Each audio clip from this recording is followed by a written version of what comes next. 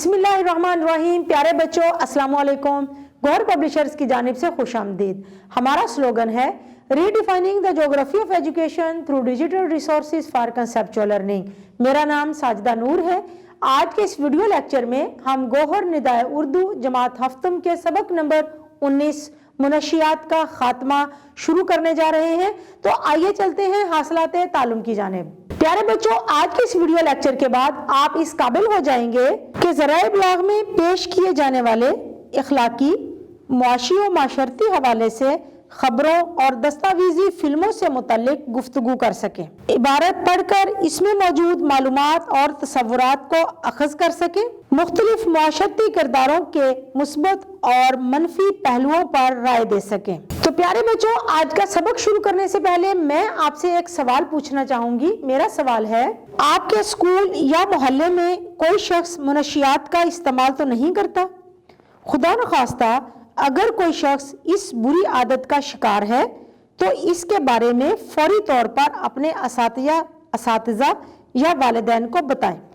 तो प्यारे बच्चों, ये हमारी माशरती जिम्मेदारी है कि अगर हमारे स्कूल में या हमारे मोहल्ले में कोई ऐसा शख्स है जो मुनशियात का आदी है तो उसके बारे में हमने अपने वालिदैन को ज़रूर बताना है, उसके बारे में हम अपने असातिज़ा कराम को बताएंगे। तो प्यारे बच्चों, आपने भी अपनी इस जिम्मेदारी को ज़रूर निभाना है। जी, हमारा सबक मुनशियात का खात्मा शुरू करने से पहले हम देखेंगे ख़ास अल्फाज और उनके मानी, ताकि सबक का मफहूम समझने में हमें आसानी हो। सबसे पहला लफ्ज़ है तलकीन करना, मानी है नसीहत करना। हल्का अहबाब, दोस्तों का गिरोह। सबब, वजह या बाइस। शऊर, फहम, अकल। मुफीद, फायदामंद। मोजी, खतरनाक। नादान, ना समझ, कम अकल। प्यारे बच्चों, सफ़ा नंबर 144 पर हम शुरू करेंगे मुनशियात का खात्मा। सलमान मैट्रिक करने के बाद कॉलेज में दाखिल हुआ तो उसने महसूस किया कि स्कूल के मुकाबले में कॉलेज में काफ़ी आज़ादी थी। स्कूल में सुबह असेंबली से पहले पहुंचना पड़ता था, इसके मुकाबले में कॉलेज में जब क्लास शुरू होती थी तब पहुंचना होता। यहाँ बहुत आज़ादी थी।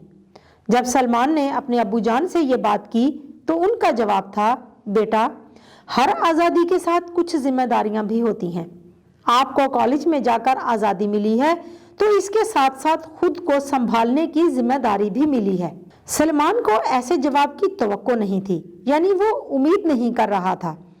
वो कहने लगा, अब्बू जान, मैं समझा नहीं, खुद को संभालने से क्या मुराद है?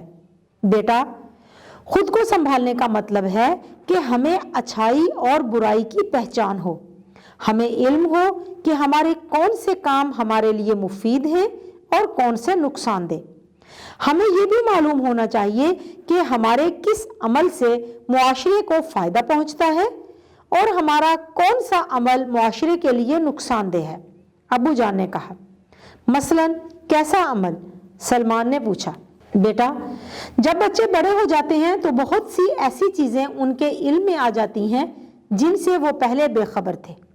बहुत से ऐसे दोस्त बन जाते हैं जिन्हें वो पूरी तरह जानते नहीं होते। बाज़ औक़ात बच्चों को समझाने के लिए उनके बड़े पास नहीं होते। ऐसी सूरत में उन्हें खुद ही फैसला करना पड़ता है। मिसाल के तौर पर आप सिगरेट नोशी को ही देख लें। सब लोग जानते हैं कि सिगरेट नोशी इंतहाई ख़तरनाक है।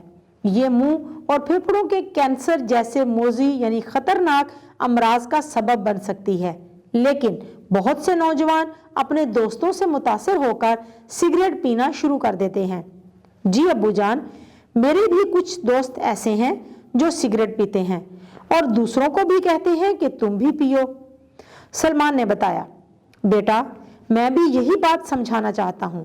अब आप सोचें कि जब कोई दोस्त आपको इस तरह के किसी भी काम की दावत देता है जो आपके ख्याल में मुनासिब नहीं, तो आपको खुद फैसला करना होता है कि ना सिर्फ अपनी ज़ात बल्कि अपने नादान यानी कि कम अकल दोस्तों को भी इस बुरे काम से कैसे रोकना है। ना समझ लोग दोस्तों के दबाव में आकर सिगरेट पीना शुरू कर देते हैं। बादे अज़ां यानी कि बाद में आने वाले वक्त में ये आदत इतनी बढ़ जाती है کہ وہ منشیات کا استعمال بھی شروع کر دیتے ہیں۔ ابو جان نے کہا، ابو جی یہ منشیات کیا ہوتی ہے؟ سلمان نے پوچھا، بیٹا یہ بہت بری چیز ہے، اس میں نشہ آور چیزیں شامل ہیں جو انسان سے اس کے ہوش و حواس چھین لیتی ہیں۔ یہ چیزیں انسان کی دشمن ہیں۔ بیٹا جو شخص ایک بار منشیات کا عادی ہو جائے اس کے لیے یہ نشہ چھوڑنا بہت مشکل ہو جاتا ہے، وہ جوانی میں ہی اپنی زندگی سے محروم ہو جاتا ہے۔ ابو جان سے یہ تمام باتیں سن کر سلمان دیر تک اپنے دوستوں کے بارے میں سوچتا رہا۔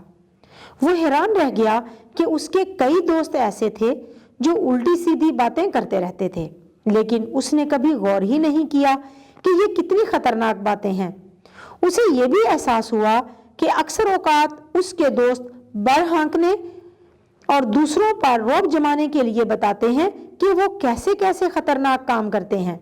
سلمان جانتا تھا کہ وہ لڑکے حقیقت میں ایسے نہیں، اسی لیے اس نے ان کی فضول باتوں پر کبھی سنجیدگی سے غور نہیں کیا تھا، لیکن اب اسے احساس ہو رہا تھا کہ بلا وجہ بغیر کسی ضرورت کے جھوٹ بولنے اور دوسروں کو نیچا دکھانے کے لیے کی جانے والی یہ باتیں کتنی خطرناک ہو سکتی ہیں۔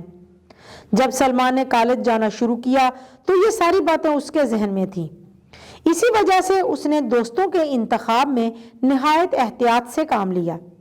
اس کے حلقہ احباب میں یعنی اس کے دوستوں میں جو 3-4 دوست شامل ہوئے ان میں عاشر بھی تھا۔ وہ ایک شرمیلا سا لڑکا تھا جو عموماً صاف ستھرے کپڑوں میں ملبوس ہوتا اور ہمیشہ سلیقے سے بال بنا کر نہایا دھویا سا رہتا تھا۔ ان کی دوستی کمپیوٹر لیب سے شروع ہوئی۔ جب سلمان ایک پروگرام میں بری طرح الجھا ہوا تھا اور سمجھ نہیں پا رہا تھا کہ مسئلہ کیسے حل کرنا ہے، عاشر اس کے ساتھ والے سسٹم پر بیٹھا اسے دیکھ رہا تھا۔ آخر اس سے نہ رہا گیا اور اس نے سلمان کا مسئلہ حل کر دیا۔ اس دن کے بعد سلمان اور عاشر اکثر اکٹھے دکھائی دینے لگے اور بہت جلد یہ دوستی بے تکلفی میں بدل گئی۔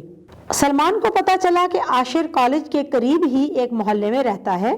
اس کے ابو جان وفات پا چکے تھے اور وہ اپنی امی جان اور بڑے بھائی کے ساتھ رہتا ہے۔